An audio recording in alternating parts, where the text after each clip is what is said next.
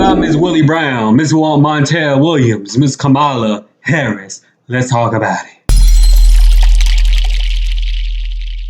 Hi, welcome to JOA. If you're new to my channel, please click that subscribe and click that bell button so you'll be the first to know when I upload. I really appreciate if you subscribe and you click the bell and you subscribe to my second channel as well. That rhymed. JOA TV. And as well, if you want to support me, contribute to my channel at patreon.com/JOA. JOA. That would mean a lot to me. Let's get to the video. So Kamala Harris is literally unqualified to be the vice president of the United States. I have not been shy away from saying that. She's just really terrible and bad at the job. I mean, she was doing so well during the Democratic primary. She went viral over the whole busing situation with desegregated schools with Joe Biden. And after that, she just failed miserably, which has caused her to opt out the campaign. And so her whole career, in my opinion, was given out by default by prominent men, such as former mayor of California, Willie Brown, Joe Biden, dating a celebrity like Montel Williams. You know, she climbed the ladder in order to get to where she is now by being around men of influence. Now, we all know Willie Brown helped Kamala Harris in her career, like literally helped her in her career. He was the San Francisco mayor, and he also was the state commissioner from 1980 to 1995. And he says, yes, I may have influenced her career by appointing her to 2 state commissions when I was Assembly Speaker. Brown was the Speaker from 1980 to 1995. And so he also supported Harris' run for district attorney in California. And so this is a quote between Harris, and Harris basically said, his career is over. I will be alive and kicking for the next 40 years. I do not owe him a thing. If there is corruption, it will be prosecuted. And so he did help her in her 2003 run for the attorney position in California. And so once she won that race, she wanted him to back off and also threatened to indict him if there was any corruption involved on his record. And so she was known as the side chick. You know, Willie Brown was separated from his wife in 1981, but he had a slew of other side chicks as well among Kamala Harris. And so he's also known for helping Governor Gavin Newsom and Speaker Nancy Pelosi in politics as well. But I just find it to be really mistress-like and really dirty laundry-like for someone at the age of 29 to be dating a married man, not because they're attracted to them, but because of for political gain and for career networking lane, and also because he was married as well. Okay, so she's a mistress too. Now, there is a extreme significant margin differences between Biden's approval rating and Kamala Harris' approval rating, which is expected. The vice president is normally seen as an inbound person. To me, they're more of a secretary towards the president. They answer to the president and they are given the authority of what to do. Kamala Harris' authority was with Central America, was immigration reform. And she is the horrible, most unqualified person, not only to be vice president, but also to be in charge of immigration reform.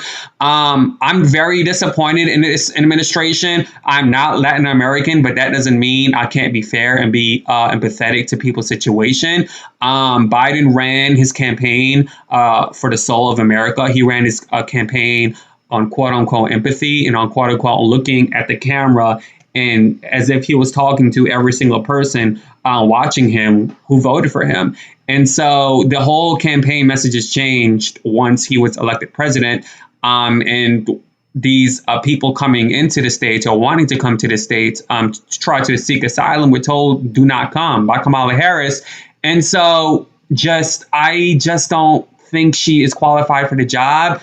And I also believe that a lot of people on the Democratic side do not like her at all. I honestly don't even think that Biden and Kamala Harris have any type of camaraderie. I think that their friendship is very loose compared to Biden's relationship with Barack Obama. And yes, they had a longer period for their relationship. It was an 8-year period. But you guys got to recall that, Kamala Harris was was viral when she talked about Joe Biden opposing the whole busing situation aimed at desegregated schools, and that made Joe Biden pissed off. And evidently, according to people at the White House, Joe Biden ended up saying some not so good words to her.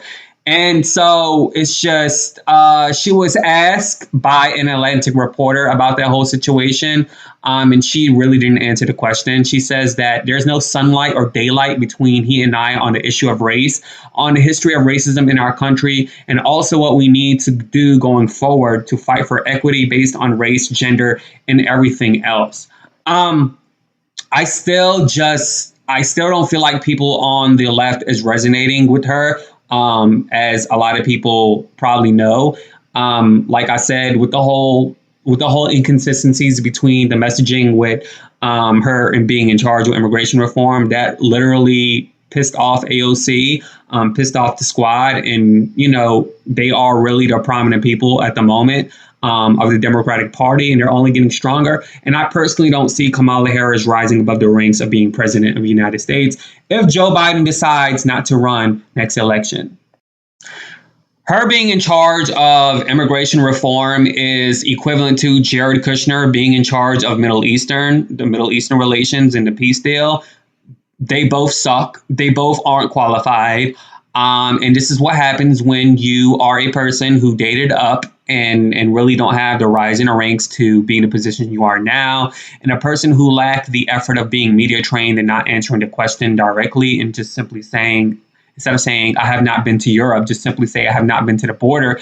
I don't care if you've been to the border as an attorney. I don't care. It's what you did now, what you're doing now, and so she's just not doing a good job. And I personally don't feel like there's going to be a huge Democratic appointee. I feel like this is going to be back to the drawing board. I feel like that there's going to be a whole bunch of other people trying to run on the Democratic side.